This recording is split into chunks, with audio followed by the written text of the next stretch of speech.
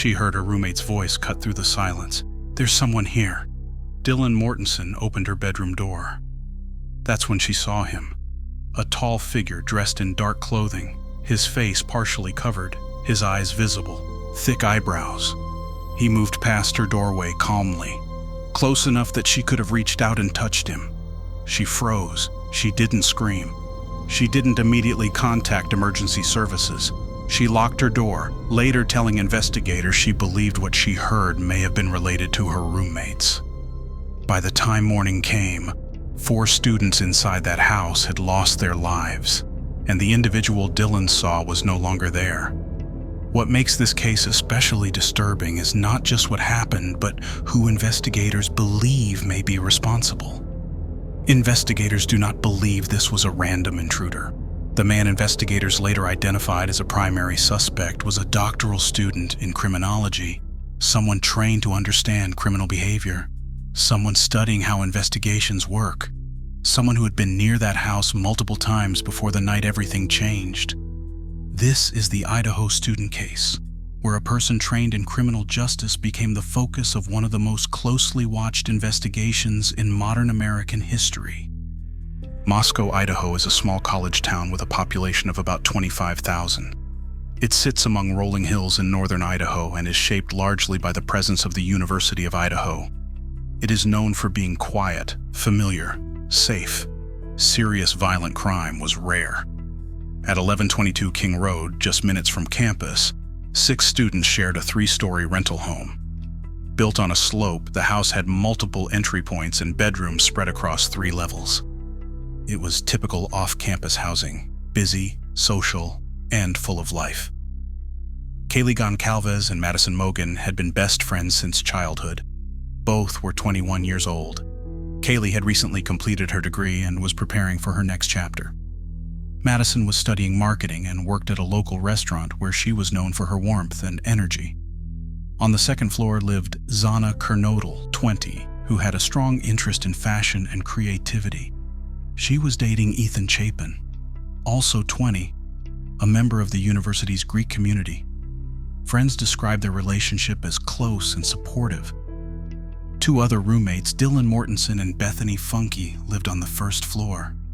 Saturday, November 12, 2022, unfolded like any other weekend. Kaylee and Madison spent the evening downtown, arriving at a local bar around 10 p.m. Surveillance footage later confirmed they were there until about 1:30 a.m. They then visited a nearby food truck that streamed live online. The video showed them laughing and ordering food. They returned home shortly afterward. That same night, Ethan attended an event with his sister before joining Xana at a fraternity house. Witnesses reported seeing them there until they left together around 1:45 a.m. By 2 a.m., everyone was home. Prosecutors would later confirm that all 4 murders occurred in a narrow window between 4 a.m. and 4:25 a.m. 25 minutes. That's all it took to end 4 lives and leave a community in shock. The intruder entered through a second-floor sliding glass door. He moved with precision, quietly, swiftly, deliberately. Dylan Mortensen, asleep in her second-floor bedroom, was first awakened around 4 a.m. by sounds she initially assumed were Kaylee playing with her dog on the 3rd floor. Then came a voice familiar but wrong. It could have been Kaylee's or Zana's, but the words would echo in her memory forever. "There's someone here." She opened her bedroom door, but the hallway appeared empty. Shaken, she closed it again. Moments later, she heard crying, then a male voice, calm but firm. "It's okay. I'm going to help you." Confused and alarmed, Dylan opened her door again. That's when she saw him. A figure dressed entirely in black, a mask covered the lower half of his face. He was likely around 5'10" or taller, athletic but not bulky, and one detail stood out: bushy eyebrows. He walked past her without hesitation, heading toward the back sliding door. Dylan froze, unable to process what she was witnessing. She retreated to her room, locked the door, and told herself it was a hallucination. Upstairs, the tragedy had already begun. Kaylee and Madison were attacked while sleeping in Madison's third-floor bedroom. The medical examiner would later report that Kaylee had defensive wounds, evidence that she tried to resist, but in the darkness, the attack was overwhelming. After the murders upstairs, the assailant made a critical error. A leather knife sheath was left on the bed. Inside it was trace DNA, a key clue that would ultimately link investigators to the suspect. The killer then moved to the second floor. Prosecutors believe Zana may have been aware of noises above. She and Ethan were both attacked in Zana's bedroom. Zana too bore defensive wounds, evidence of a struggle. By 4:20 a.m. it was over. 4 students were dead. 2 roommates on the first floor, Dylan and Bethany, remained alive, locked in their rooms, hearing only fragments of what had happened. Nearby security cameras captured distorted sounds at 4:17 a.m. voices, movement, a dog barking. Surveillance footage later showed a white sedan leaving the area at 4:48 a.m. Dylan and Bethany spent the remaining hours of the night in terror and confusion, texting one another. "I'm really confused right now. No one is answering." They didn't call 911 until 11:58 a.m. the following morning, nearly 8 hours after the incident. When they finally placed the call, they told dispatch that one of their roommates was unresponsive and wouldn't wake up. They assumed their roommate might have been sleeping heavily or unwell. When police arrived and entered the home, they were confronted with a tragic scene. 4 students had died in their bedrooms. Moscow Police Chief James Fry later described the situation as one of the most challenging and heartbreaking he had encountered in his career. By Sunday afternoon, news of the quadruple homicide had spread across the nation. 4 University of Idaho students were found dead in their off-campus home. No suspect, no clear motive. A community was left in shock. Moscow police were quickly overwhelmed. This small-town department had never faced a case of this scale. They called in the Idaho State Police and the FBI. In total, nearly 130 law enforcement personnel would become involved in the investigation, but they initially had very little to go on. No weapon had been recovered. There was no forced entry. The perpetrator appears to have entered through an unlocked sliding door, and there was no obvious connection between a suspect and the victims. Whoever had committed the act had come and gone without leaving immediate clues. On November 16th, Police Chief James Fry held a press briefing. He described the event as a targeted attack, but confirmed that no suspect was in custody. When asked whether the community remained at risk, he initially said no. 3 days later, he updated his statement. "We cannot say there is no threat to the community." Fear spread throughout Moscow. Parents pulled students out of the University of Idaho. Those who remained were hesitant to sleep in their rooms. Some professors canceled classes. The usually lively campus was quiet, almost tense with uncertainty. The families of the victims were understandably shaken. Kaylee Goncalves' mother, Christy Goncalves, later shared her frustration on national television, noting that she was learning details about her daughter's death from media reports rather than directly from investigators. Behind the scenes, detectives were methodically working the case. They reviewed thousands of hours of surveillance footage, interviewed hundreds of potential witnesses, and cataloged every piece of evidence collected at the house. A significant lead emerged when footage from nearby homes and businesses showed a white Hyundai Elantra repeatedly driving near the victim's residence in the early hours of November 13.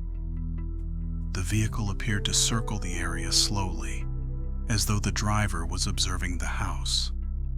On December 7th, police publicly requested help in locating a white Hyundai Elantra, model years 2011 to 2013. They urged anyone with information to come forward. This single piece of evidence ultimately became pivotal. Investigators cross-checked vehicle registrations, traffic records, and university parking logs for every matching Hyundai in Idaho and Washington. One name consistently appeared: Brian Christopher Kohberger. Brian Christopher Kohberger was 28 years old at the time of the murders. The details of his background made the case even more disturbing. He wasn't a stranger from out of town. He was a PhD student in criminology at Washington State University in Pullman, Washington, less than 8 miles from Moscow, Idaho, a criminology student studying criminal behavior, psychology, and investigative techniques, the very methods law enforcement would later use in his case. Kohberger was born on November 21, 1994, in Albrightsville, Pennsylvania, a small town near the Pocono Mountains. His father worked as a maintenance technician, and his mother was a paraprofessional in the local school district. Friends from high school described him as shy and withdrawn, and he faced significant bullying. During his senior year, he reportedly lost around 100 pounds, and some noted a noticeable shift in his behavior, including mood changes. Former acquaintances mentioned he had struggled with substance use during that time. Despite these challenges, Kohberger pursued education. He earned an associate degree in psychology from Northampton Community College in 2018, followed by a bachelor's degree in psychology in 2020 and a master's degree in criminal justice in 2022 from DeSales University. While at DeSales, he worked under Dr. Catherine Ramsland, a forensic psychologist who had studied notorious criminals, including the BTK killer. Dr. Ramsland later told media outlets that Kohberger had a strong interest in the criminal mind. During this time, Kohberger reportedly posted a survey on Reddit asking former inmates questions about their crimes, such as, "How did you plan your crime?" and "How did you leave the scene?" It is unclear whether his intent was purely academic. In summer 2022, Kohberger relocated to Washington State University to begin his PhD in criminology and took on a teaching assistant role in the Department of Criminal Justice. Cell phone records later revealed that his device connected to towers near the victim's residence at 1122 King Road multiple times, starting in August 2022, months before the murders. Many of these connections occurred late at night, between 10 p.m. and 4 a.m. Less than 2 weeks before the incident, faculty members met with Kohberger to address concerns about his conduct toward students. In December 2022, following the murders, he was removed from his teaching assistant position due to performance and behavior issues.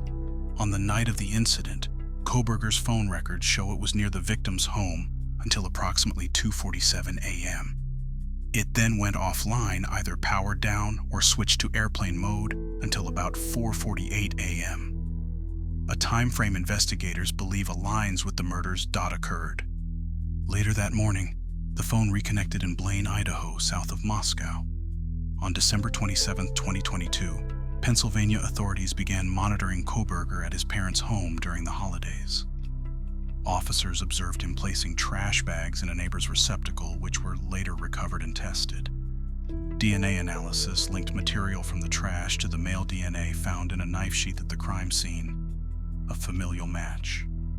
On December 30th, 2022, 47 days after the murders, Brian Kohberger was arrested at his parents' home in Pennsylvania. He was charged with 4 counts of first-degree murder and 1 count of felony burglary. Prosecutors indicated their intention to seek the death penalty. For more than 2 years, the case moved through the legal system. In the early stages, at his initial arraignment in May 2023, Brian Kohberger remained silent, and the judge entered a not guilty plea on his behalf, as is standard when a defendant does not speak for themselves in court. His defense team prepared to challenge key elements of the prosecution's case, including DNA evidence, the use of investigative genealogy, and aspects of the cell phone data law enforcement relied on. They filed motions seeking to exclude certain evidence and later requested a change of venue, arguing that extensive media coverage in Latah County had made an impartial jury unlikely. A judge agreed to that request, and the case was moved to Boise, Idaho, where pretrial preparation continued. For the families and the community, the wait for resolution was long. The trial was scheduled to begin in August 2025 after multiple delays. Prosecutors had indicated they would pursue the most serious penalties available under Idaho law, and they had compiled a substantial body of evidence including DNA links, cell phone records, surveillance footage, and testimony from witnesses such as Dylan Mortensen and others. Then, on June 30th, 2025, shortly before the trial was to begin, Kohberger and prosecutors agreed to a plea deal. Under the terms of the agreement, Kohberger entered guilty pleas on July 2, 2025 to 4 counts of first-degree homicide and 1 count of burglary. The plea allowed him to avoid the possibility of a death sentence and instead be sentenced to life terms in prison. In open court, District Judge Stephen Hippler asked Kohberger under oath whether he was pleading guilty because he was responsible for the deaths of the 4 University of Idaho students. Kohberger responded affirmatively when questioned by the judge. He also waived his right to appeal and accepted that the plea would result in consecutive prison terms. This marked the first time the public heard Kohberger formally acknowledge the charges against him in court. The decision brought an end to the planned jury trial and began a new phase of legal proceedings centered on sentencing rather than trial. 3 weeks after entering his guilty plea on July 23, 2025, Brian Kohberger was formally sentenced. The courtroom was filled with family members, law enforcement officials, media, and members of the public. For the first time, the victims' families had the chance to speak directly to the man who had ended their loved ones' lives. Dylan Mortensen, the surviving roommate who had seen the masked intruder, addressed the court publicly for the first time. She described the ongoing struggle of survivors' trauma. "Sometimes I drop to the floor with my heart racing, convinced something is very wrong," she said. "It's my body reliving the night over and over again." She explained that Kohberger's actions had taken more than her friends. They had taken her sense of safety and peace of mind. Aliva Goncalves, Kaylee's sister, spoke next. Looking directly at Kohberger, she said, "My sister Kaylee and her best friend Madison were not yours to take. They were not yours to target, to observe, or to silence." Her words carried through the courtroom, reflecting the grief and anger of families impacted by the tragedy. Kim Kernodle, Zana's aunt, took a different approach, telling Kohberger she had chosen forgiveness. "I could no longer live carrying that hate," she said. "If you ever want to explain, I am here. No judgment." Kohberger remained silent throughout the proceedings. He offered no statement, explanation, or apology. He sat quietly, his wrists restrained, and did not respond to any questions from the court. Judge Stephen Hippler addressed a question on everyone's mind: why the murders had occurred.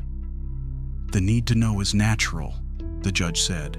"Yet even if I could compel him to speak, which I cannot legally do, there would be no guarantee that what he says is the truth." Kohberger was sentenced to 4 consecutive life sentences without the possibility of parole for the murders, plus 10 years for burglary, the maximum allowed by law. He was also ordered to pay $250,000 in fines and $20,000 in restitution to the victims' families. Moscow Police Lieutenant Darren Gilbertson later confirmed a troubling fact. There is no known connection between him and any of the 4 victims or the 2 surviving roommates. Investigators found no evidence of prior relationships, personal grievances, or motive. The victims were chosen at random. Brian Kohberger, now 30 years old, is serving his sentences at the Idaho Maximum Security Institution, where he spends the majority of his day in restricted housing. The house at 1122 King Road was demolished by the University of Idaho on December 28, 2023, in less than 2 hours. While some family members opposed the demolition, university officials stated it was necessary to allow the community to heal. The site has since been replaced by the Vandal Healing Garden, a memorial dedicated to the 4 students. Scholarships have also been established in their names: Madison, Kaylee, Zana, and Ethan. In January 2026, the victims' families filed a civil lawsuit against Washington State University, alleging the school had failed to act on warning signs about Kohberger's behavior and did not protect students from concerning conduct, including stalking and harassment. The case left a lasting impact on the Moscow community and raised broader questions about safety and trust. It also highlighted a chilling reality. Someone studying criminal justice with knowledge of investigative techniques could commit such a crime. Experts note that historically, some of the most notorious offenders such as Dennis Rader, BTK, and the Golden State Killer also had criminal justice backgrounds. Despite Kohberger's education, he left behind extensive evidence: DNA on a knife sheath, cell phone records tracking his movements, surveillance footage of his car, and a surviving witness. His confidence in his intelligence became a key factor in his capture. Yet the most important question, the motive, remains unanswered. Kohberger has provided no explanation, no justification, and no closure for the victims' families or the community. Some mysteries remain unanswered. Some perpetrators never explain why they commit their crimes, and sometimes the only thing we can do is honor and remember the lives that were lost. Madison Mogen, known for her warmth and ability to light up any room. Kaylee Goncalves, ambitious and determined, with dreams of attending law school. Zana Kernodle, creative and passionate about fashion, eager to pursue a career in the industry. Ethan Chapin, caring, genuine, and loved by everyone who knew him. They were taken far too soon. They never had the chance to finish their education, chase their ambitions, or fully experience the joys of life. To their families, your loved ones are remembered not just as victims, but as individuals whose lives mattered deeply. Their names: Madison, Kaylee, Zana, and Ethan carry the weight of love, memory, and loss, and they will not be forgotten.